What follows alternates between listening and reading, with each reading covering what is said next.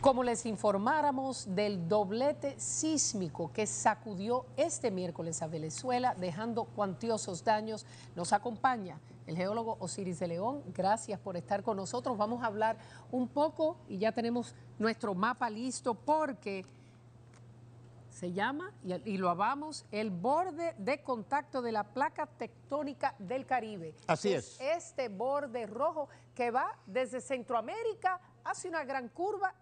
Exactamente. Pasa por Venezuela. Tú has hecho un excelente trabajo de ilustración. Esa línea roja que tú tienes desde allá, desde la frontera entre México y Guatemala, a la izquierda, pasa acá al sur de Cuba y al norte de la Hispaniola, sigue al norte de Puerto Rico, da la vuelta por el arco de las Antillas Menores, entra aquí en Puerto España, que es Trinidad, se va al norte de Caracas por Maiquetía y ahí entra tierra adentro y se va hacia la zona de San Felipe. Esa sutura que tú ves ahí es la ruptura sur que define el borde de contacto sur de la placa tectónica del Caribe. Esta placa se mueve al este-noreste y en ese proceso acumula fricción. Y esa fricción acumula energía y esa energía deforma la roca. Y cuando la roca se rompe, libera esa energía en forma de terremoto. Es lo que ha ocurrido esta tarde a las 6:04 en la parte norte de Caracas, que te ha dejado daños importantes en el aeropuerto de Maiquetía. En la porción central y sur de Caracas te ha tumbado decenas de estructuras habitacionales verticales, muchas torres están colapsadas, centros comerciales, viviendas. Toda esa zona norte, oeste y noroeste de Caracas está impactada y todavía las autoridades no han tenido tiempo para proceder con la búsqueda. 7.2 y después 7.5.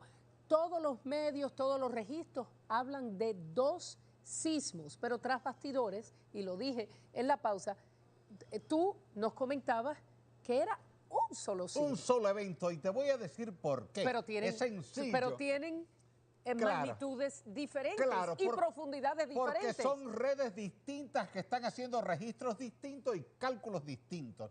Tú sabes que en el planeta tenemos pues muchas redes sísmicas que están monitoreando. Y cada red hace sus propios cálculos con los datos que le llegan a partir de los sismogramas.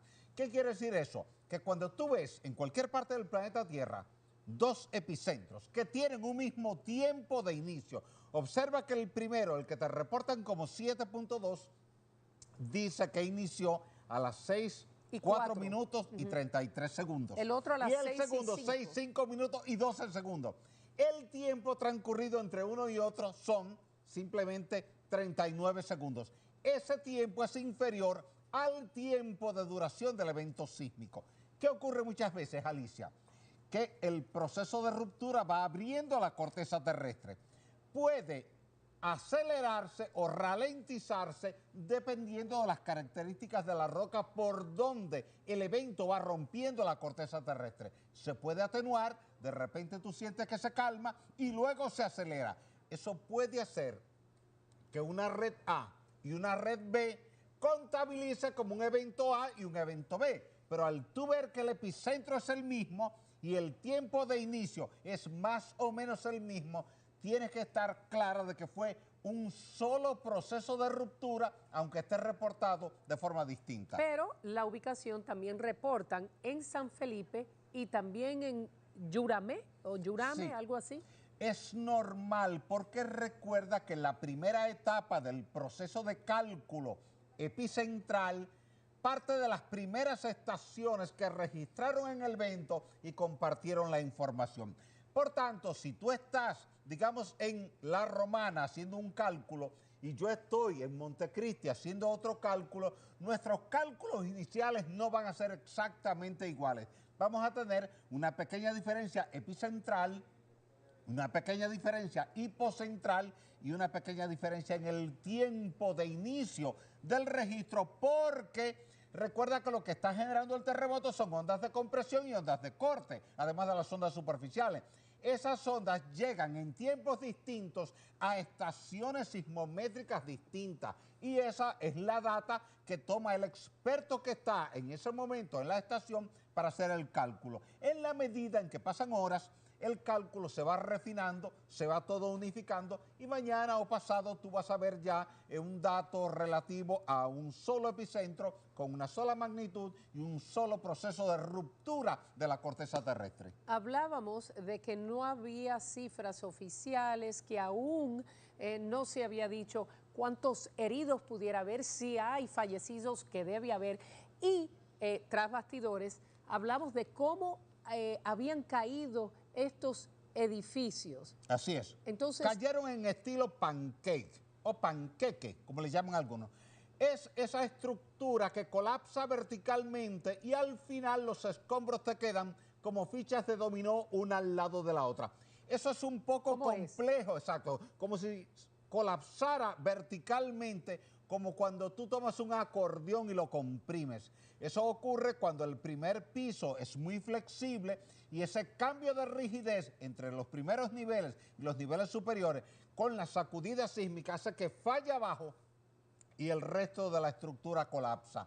Eso es bastante difícil, Alicia, para los organismos de socorro, porque entonces hay toneladas y toneladas de escombros, hay poco equipamiento, poco personal de rescate para comenzar a remover esos escombros para poder acceder a los espacios donde puede quedar alguien con vida.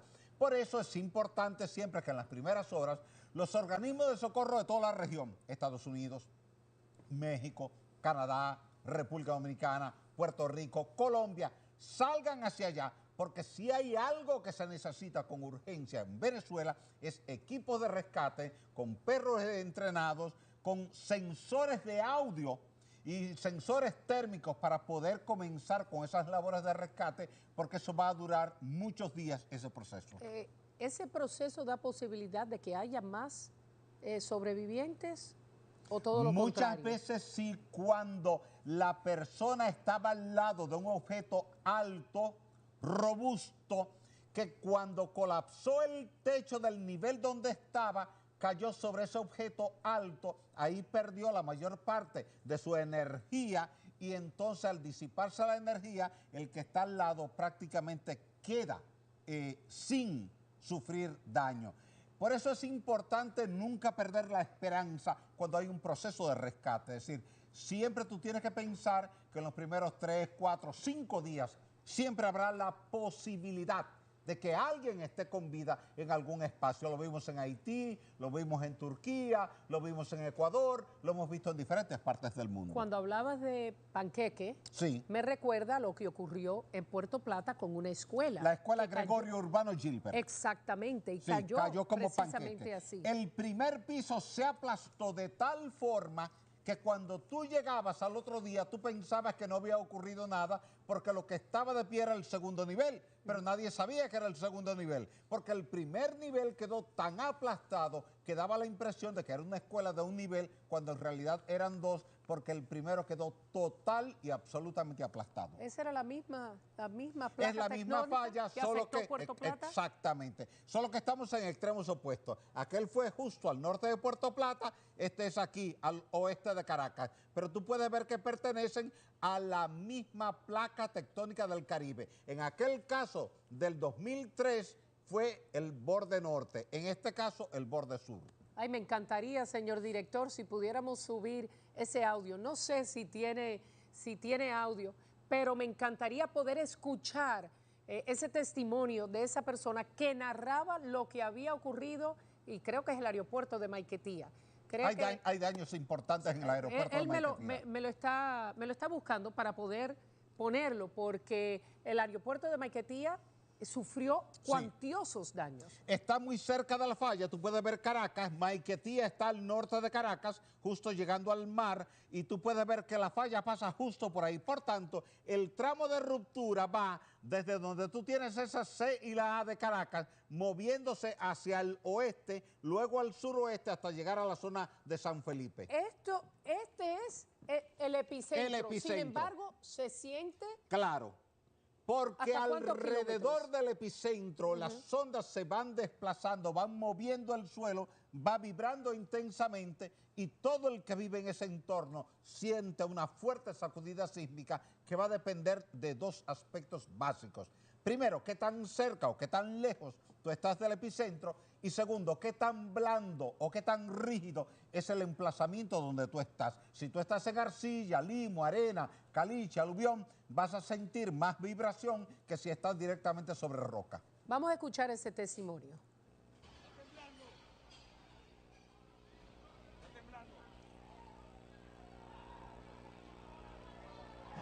Observen cómo quedó el aeropuerto de Maiquetía estando nosotros acá adentro. Miren, el desastre que hay.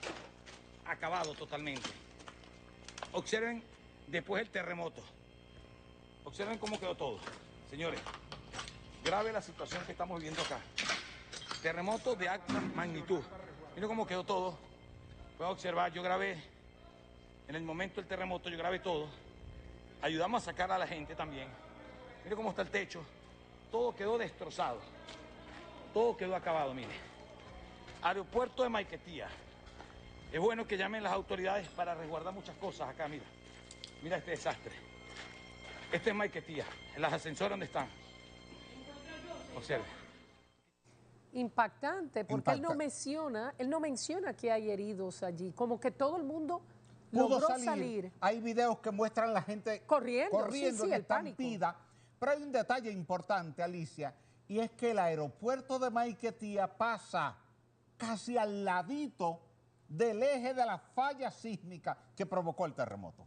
Bueno. Por tanto, se siente mucho más y el daño directo es mayor, sobre todo cuando tú tienes una parte del aeropuerto levantada sobre sedimentos costeros, limo, arcillas, arena, que amplifican el espectro sísmico. Muchísimas gracias, como siempre, Osiris, gracias a ti, Alicia, por estar gracias al pueblo dominicano con nosotros, dándonos estas explicaciones de lo que ha ocurrido en el día de hoy en Venezuela. Gracias. Osiris. Quédate con nosotros porque tenemos la próxima noticia.